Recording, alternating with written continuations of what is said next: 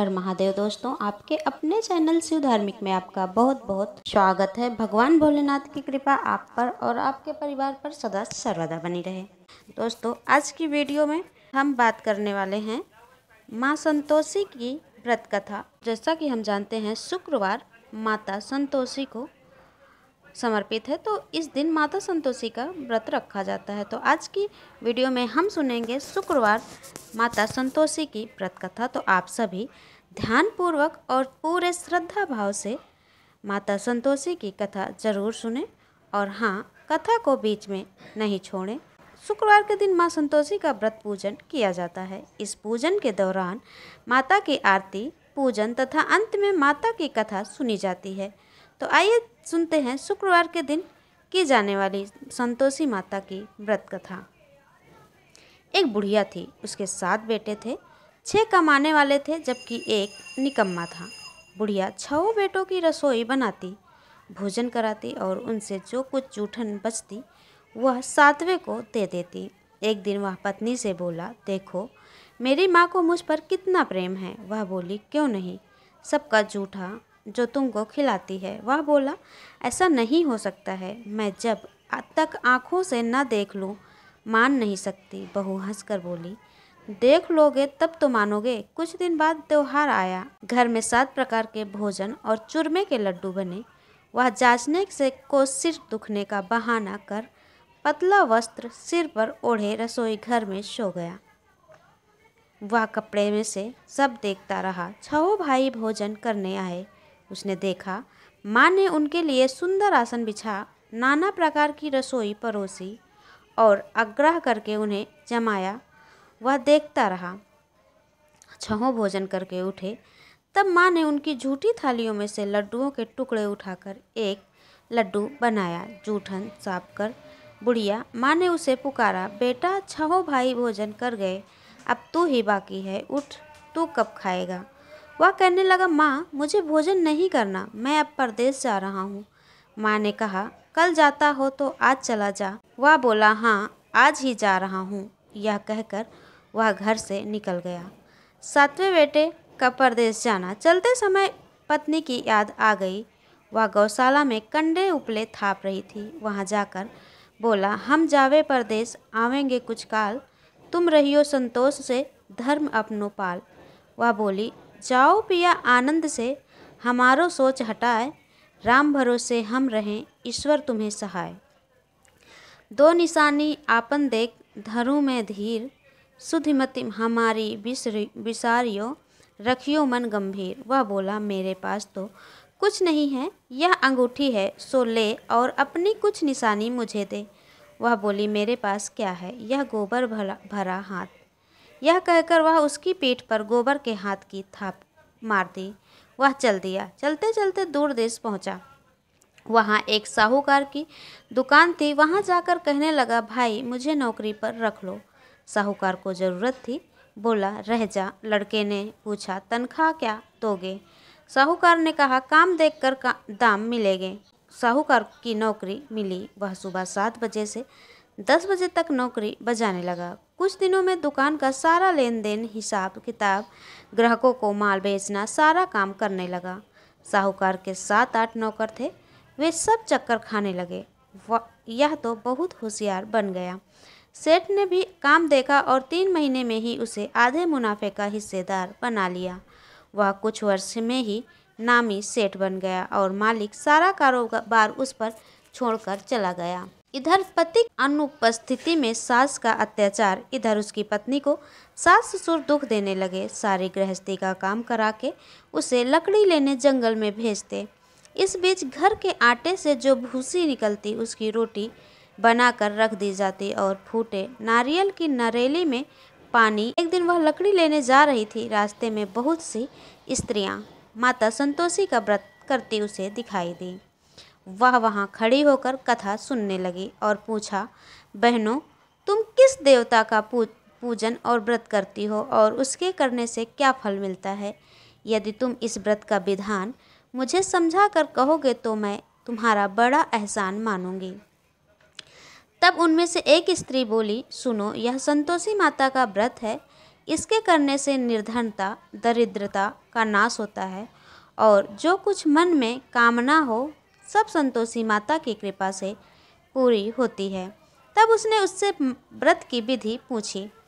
वह भक्तिनी स्त्री बोली, 1.25 आने का गुड़ चना लेना, इच्छा हो तो 5.25 आने का लेना या 1.25 रुपये का भी सहूलियत के अनुसार लाना। बिना परेशानी और श्रद्धा व प्रेम से जितना भी बन पड़े सवाया लेना। प्रत्येक शुक्रवार को निराहार रहकर कथा सुनना। इसके बीच क्रम टूटे नहीं, लगातार नियम पालन करना। सुनने वाला कोई न मिले तो घी का दीपक जलाकर उसके आगे या जल के पात्र को सामने रखकर कथा कहना। जब कार्य सिद्ध न हो नियम का पालन करना और कार्य सिद्ध हो जाने पर व्रत का उद्यापन करना। 3 मास में माता लक्ष्मी फल पूरा करती हैं। यदि किसी के ग्रह खोटे भी हों तो भी माता वर्ष भर में कार्य सिद्ध करती हैं, फल सिद्ध होता है। फल सिद्ध होने पर उद्यापन करना चाहिए, बीच में नहीं। उद्यापन में 2.5 सेर आटे का खाजा तथा इसी परिणाम से खीर तथा चने का साग करना। 8 लड़कों को भोजन कराना। जहाँ तक मिले देवर जेठ भाई बंधु के हों, न मिले तो रिश्तेदारों और पास पड़ोसियों को बुलाना, उन्हें भोजन करा यथाशक्ति दक्षिणा दे माता का नियम पूरा करना। उस दिन घर में खटाई नहीं खाना। या सुन, बुढ़िया के लड़के की बहू चल दी। व्रत का प्रण करना और माँ संतोषी का दर्शन देना। रास्ते में लकड़ी के बोझ को बेच दिया और उन पैसों से गुड़ चना ले माता के व्रत की तैयारी कर आगे चली और सामने मंदिर देखकर पूछने लगी, यह मंदिर किसका है? सब कहने लगे संतोषी माता का मंदिर है। यह सुनकर माता के मंदिर में जाकर चरणों में लौटने लगी, दीन की विनती करने लगी, माँ मैं निपट अज्ञानी हूँ, व्रत के कुछ भी नियम नहीं जानती, मैं दुखी हूँ। हे माता जगत जननी, मेरा दुख दूर कर, मैं तेरी शरण में आई हूँ। माता को दया आई और एक शुक्रवार बीता कि दूसरे को उसके पति का पत्र आया और तीसरे शुक्रवार को उसका भेजा हुआ पैसा आ पहुँचा। यह देख जेठ जेठानी मुँह सिकोड़ने लगे, लड़के ताने देने लगे, काकी के पास पत्र आने लगे, रुपया आने लगे। अब तो काकी की खातिर बढ़ेगी। बेचारी सरलता से कहती, भैया कागज आवे रुपया आवे, हम सब के लिए अच्छा है। ऐसा कहकर आंखों में आंसू भरकर संतोषी माता के मंदिर में आ मतेश्वरी के चरणों में गिरकर रोने लगी। माँ मैंने तुमसे पैसा कम मांगा है, मुझे पैसे से क्या काम है, मुझे तो अपने सुहाग से काम है, मैं तो अपने स्वामी के दर्शन मांगती हूँ। तब माता ने प्रसन्न होकर कहा, जा बेटा तेरा स्वामी आवेगा। यह सुनकर खुशी से बावली होकर घर में जाकर काम करने लगी। अब संतोषी माँ विचार करने लगी, इस भोली पुत्री को मैंने कह तो दिया कि तेरा पति आएगा, लेकिन कैसे? वह तो इसे स्वप्न में भी याद नहीं करता। उसे याद दिलाने को मुझे ही जाना पड़ेगा। इस तरह माता जी उस बुढ़िया के बेटे के पास जाकर स्वप्न में प्रकट कहने लगी, साहूकार के बेटे सो रहा है या जागता है? वह कहने लगा, माता सोता भी नहीं जागता भी नहीं हूँ, कहो क्या आज्ञा है? माँ कहने लगी, तेरे घर बार कुछ है कि नहीं? वह बोला, मेरे पास सब कुछ है, माँ बाप है, बहू है, क्या कमी है? माँ बोली, भोले पुत्र तेरी बहू घोर कष्ट उठा रही है, तेरे माँ बाप उसे परेशानी दे रहे हैं, वह तेरे लिए तरस रही है, तू उसकी सुध ले। वह बोला, हाँ माताजी यह तो मालूम है, परंतु जाऊँ तो कैसे? परदेश की बात है, लेन देन का कोई हिसाब नहीं, कोई जाने का रास्ता नहीं आता, कैसे चला जाऊँ? माँ कहने लगी, मेरी बात मान, सवेरे नहा धोकर संतोषी माता का नाम ले, घी का दीपक जला, दंडवत कर दुकान पर जा बैठ। देखते देखते सारा लेन देन चुक जाएगा, जमा का माल बिक जाएगा, सांझ होते होते धन का भारी ढेर लग जाएगा। अब बूढ़े की बात मान कर वह नहा धोकर संतोषी माता को दंडवत घी का दीपक जला दुकान पर जा बैठा।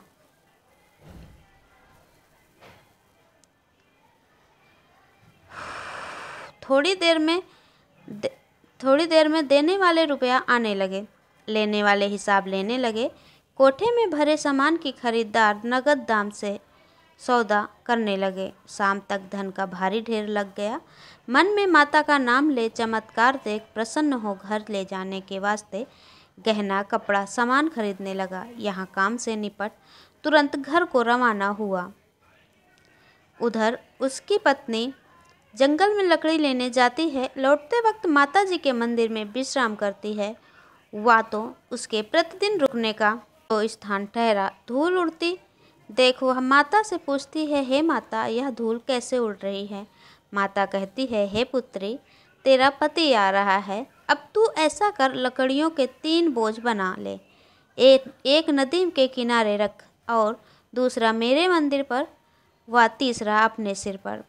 तेरे पति को लकड़ियों का गट्ठर देख मोह पैदा होगा। वह यहाँ रुकेगा, नाश्ता पानी खाकर माँ से मिलने जाएगा। तब तू लकड़ियों का बोझ उठाकर जाना और चौक में गट्ठर डालकर जोर से आवाज़ लगाना, लो सासू जी, लकड़ियों का गट्ठर लो, भूसी की रोटी दो, नारियल के खोपरे में पानी दो।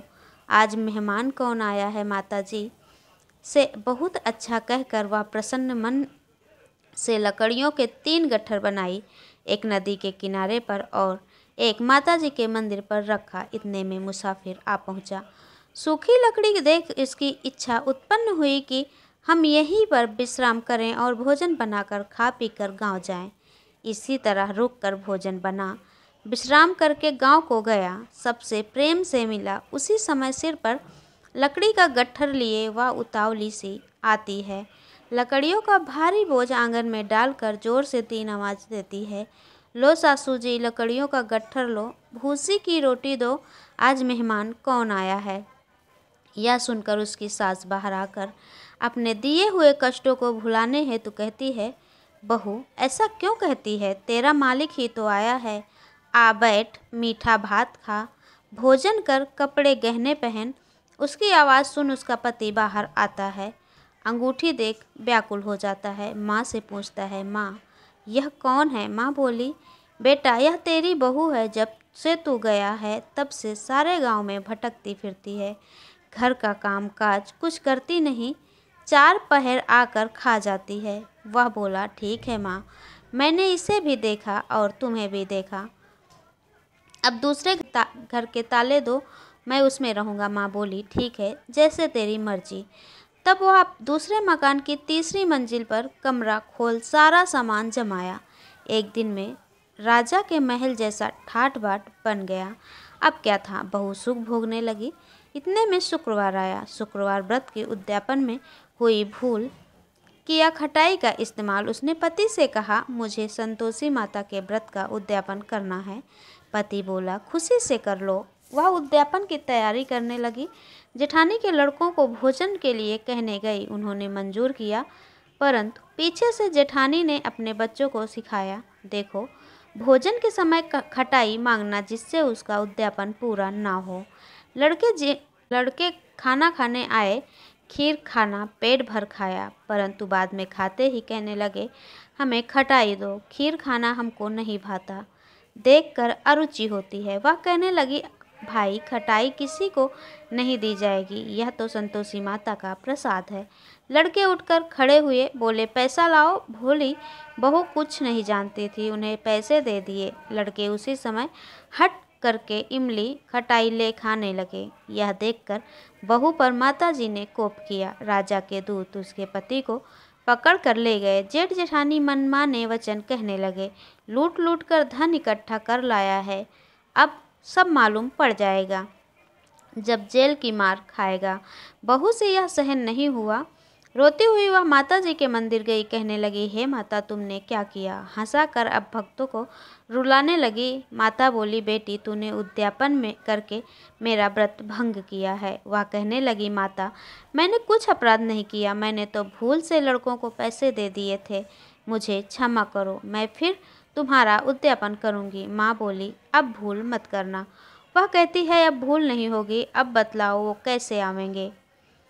माँ बोली, जा पुत्री, तेरा पति तुझे रास्ते में आता मिलेगा। वह निकली राह में पति आता मिला। वह पूछी, कहाँ गए थे? वह कहने लगा, इतना जो धन कमाया था उसका टैक्स राजा ने मांगा था, वह भरने गया था। वह प्रसन्न होकर बोली, भला हुआ, अब घर को चलो। कुछ दिन बाद फिर शुक्रवार आया। वह बोली, मुझे फिर से माता का उद्यापन करना है। पति ने कहा, करो।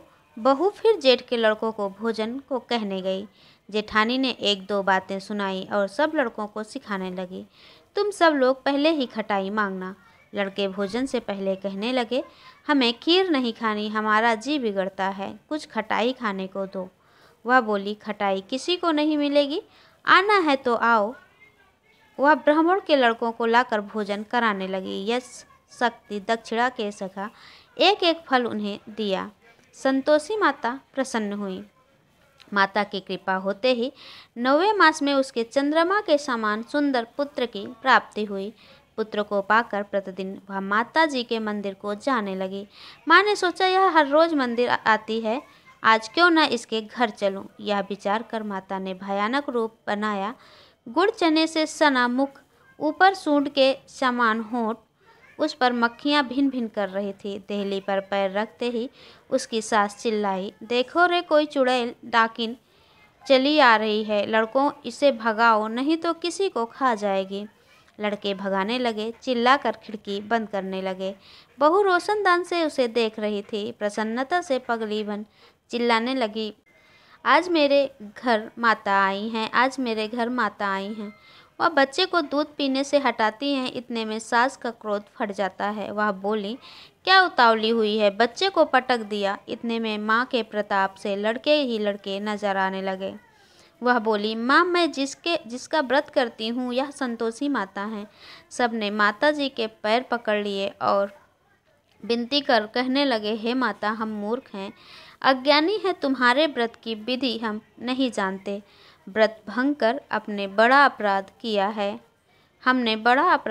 है, जग माता आप हमारा अपराध क्षमा करो। इस प्रकार माता प्रसन्न हुई। बहू को प्रसन्न हो, जैसा फल दिया वैसा माता सबको दे। जो उनकी कथा पढ़े या सुने उनका मनोरथ पूर्ण हो। तो बोलिए संतोषी माता की जय। दोस्तों, वीडियो आपको पसंद आई हो तो आप वीडियो को लाइक कर लें, और चैनल पर नए हैं, अभी तक चैनल को सब्सक्राइब नहीं किया है, अगर आपको ऐसी वीडियो देखना पसंद हो, आपको कथा सुनकर अच्छा लगा हो, तो चैनल को सब्सक्राइब करके बेल आइकन को प्रेस कर लें। इससे ये होगा कि इस चैनल पर अपलोड होने वाली वीडियो की नोटिफिकेशन सही समय पर आपको प्राप्त होगी। तो मिलती हूँ मैं अगले वीडियो में अगली जानकारी के साथ, तब तक के लिए नमस्कार।